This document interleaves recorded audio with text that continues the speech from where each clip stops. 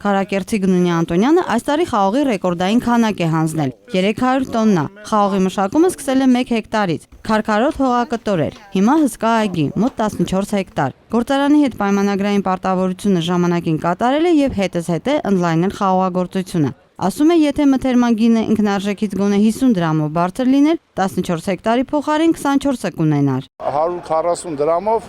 եկամուտ կա, բայց շատ քիչ։ Հայաստանը հայտնի է կոնյակի բրենդով, դրա համար մեր այս քաղցրան խաղողը պետք է